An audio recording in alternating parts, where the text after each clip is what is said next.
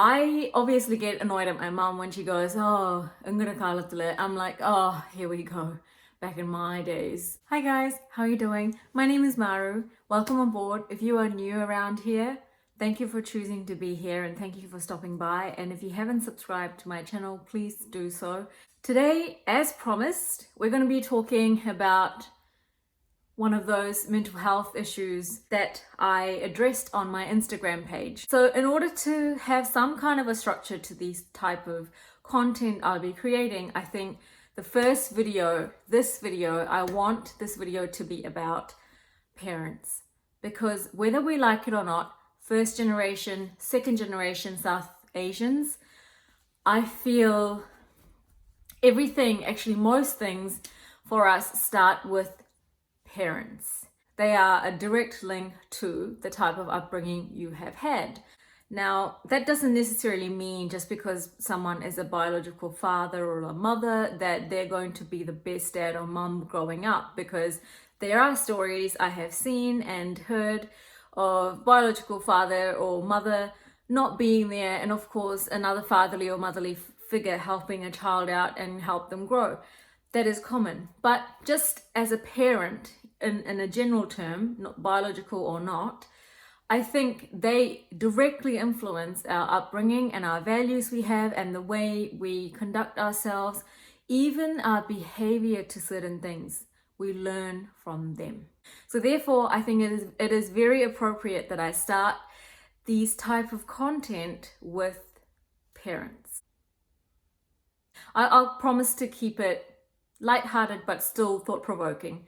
Number one thing for us to remember is how our parents' upbringing is different to us. I know everyone knows this, but how many of us actually remember every time we're pissed off at them? Because I obviously get annoyed at my mom when she goes, oh, I'm like, oh, here we go, back in my days. But when I actually stop and think about all the things that they had to give up to give us the life that we have now, that is a big deal for them. That is a big deal. And also the fact that the relationship they had with their parents, the dynamics and what that was driven by is a lot different to what our relationship with our parents is driven by. And that is to do with the evolution of parental relationship, I feel, because I think back in those days, it was acceptable and it worked really well when the parent-to-child relationship was driven by fear. It was a fear-based relationship most of the time. Obviously, there might be outliers and exceptions. I feel majority of the parent-child relationships back in the days were driven by fear, and it worked, and it really did work for those times. As time has gone by and now we're all here, and that too in a completely different country, our relationship and what drives our relationship with our parents has evolved as well. And nothing ever stays the same, right? So it's the same goes for relationships. So now most of our relationships are, well, we want them to be love-based. So we want our relationship with our parents to be love-based. We want them to be friends. We want to be able to share things, talk about all sorts of things. However, that is not what they're used to. That is not what most of them had. So even though they want to make the change, they probably just don't know how to. So the first step is to acknowledge that our parents, just like how we are influenced and affected by our own upbringing with our parents, they too are affected and influenced by their upbringing with their parents, i.e. our grandparents. And of course, you might be thinking, but my grandma is so cool. My granddad is super cool. That might be so.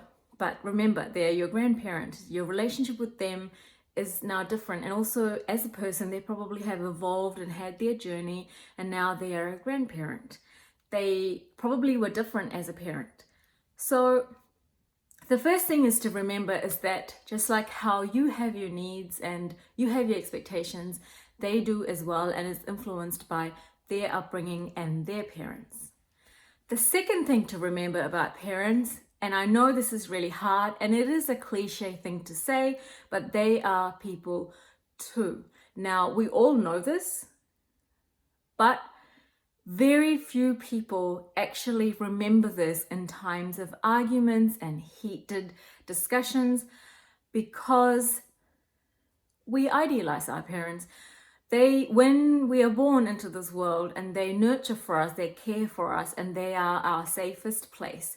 No other relationship in this world would love you as much as your parents. I'm going to say that. Even your spouse, your boyfriend, or whoever, they might love you a lot, but that love might be unconditional, but it will never measure up to the love of a parent. It is unconditional and it is a very forgiving type of love. No matter how much you screw up in life, they will always love you, and it is truly an unconditional love. Again, there will be outliers to this, but we'll come to that later. So because we regard our parents as such a safe place for us, a safe sanctuary, if you like, we can't fathom the fact that they are not perfect. The moment you see a sign of weakness and maybe you see them break down, immediately you get angry or upset, disappointed, purely because now you see them weak. And because your safest place is now no longer safe and is crumbling down, you are panicking. You're panicking, thinking, what you don't realize is that now it's your turn to be that safe place for your safe place crumbling down.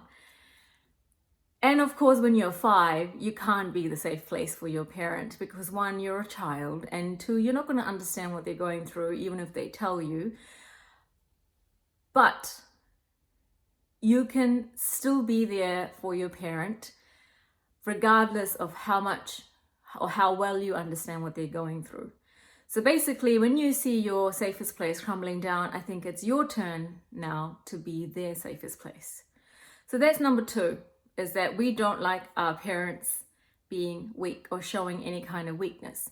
And when you actually humanize them, realize they're humans, and even look at them as humans and treat them like human, then you realize that all the principles they instilled in you are purely subjective from their life experiences and from their perspective. Now, the third thing is that our parents are very much so driven by security. And that is because for them, when they were growing up, freedom or dreams or all those sorts of things were governed by lack of opportunities presented to them. So therefore, the jobs they got into or how they prioritized their career was driven by hierarchy of the most reputable jobs, i.e. doctors, engineers, accountants, lawyers, and all that kind of stuff. And at the very bottom are artists. Sorry.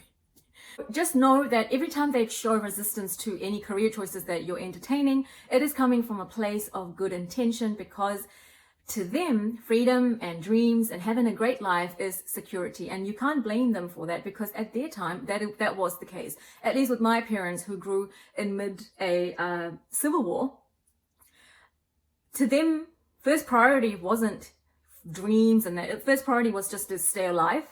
And then second priority was to ensure that their families are alive.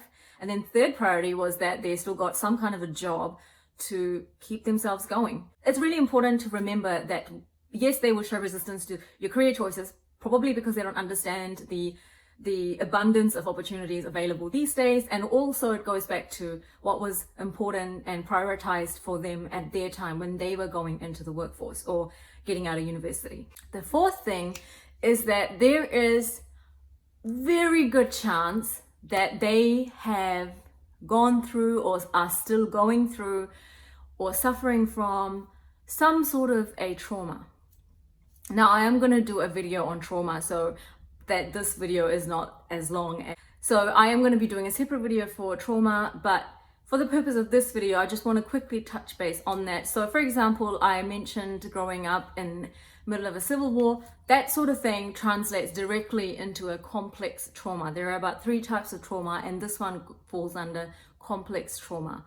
And it's basically seeing violence in your community, growing up, being surrounded by those type of things, just result in deeply ingrained complex trauma. And so that adds to the way they perceive the world. And it very much, every choice they make, every decision they make is around safety. So remember that. And also when they chose to move away from their homelands and get used to this whole new culture, cultural dislocation is another cause for complex trauma. Even though the signs of these traumas I'm mentioning might be very subtle, they're still there.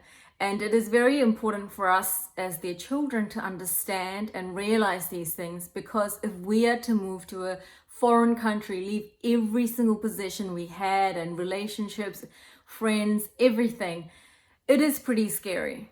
At least now, because of globalization, people are open to other cultures and other ethnicities and communities. But back in the days, people weren't that aware about these things. So it would have been 3 times, 4 times as hard to move somewhere completely foreign and just adapt to that environment. So that's the 4th thing I really want us to remember and always entertain. I hope those 4 things make you think, and hopefully helps you see your parents differently. And the moment that the change starts within us, we can start projecting that change outwards and start instigating conversations around us. But change really does need to happen within us first, and for that we need to really start seeing the world around us differently to begin with. So I hope this helps. I think parents are wonderful. They are the number 1 teachers of life experiences we'll ever have. I definitely don't think everyone deserves to be a parent. I don't think that, because I have seen some pretty ill-treated children. But at the same time, being a parent, I think, is a rewarding role for anyone, and it is their choice to act on it or not act on it, or act on their emotions and ego and sabotage relationships. It's completely up to them. But as a child, it is definitely your duty and responsibility to try and understand what could have gone wrong with your parents, or what could have gone right with your parents, and why things happened the way they did. And I'm not saying you need to have your parents in your life if they have caused you a lot of harm, but at least I think that you need to start having some sort of an understanding towards what could have caused them to do things that they did, so that you find closure and that you can move on. As for most of us who don't have that many intense life experiences with our parents, I think it is definitely worth the effort to try and understand and just see them in a light where they're more humanized. And I'm gonna stop there. I hope this video was insightful, and there will be plenty more. The next one is going to be on trauma, so watch out for that one. And also, once this whole lockdown is over, I'm going to be getting professionals and guests to come and give you proper advice, so that when they give you advice, their advice will carry more credibility. That's the word. Their advice will carry more credibility because they are, of course, professionals and they're there to help you. So I will notify you when that's underway. Until then, take care and bye-bye for now. Remember to subscribe, like, and share this video if this resonates with you. And I'll see you again very soon. Bye.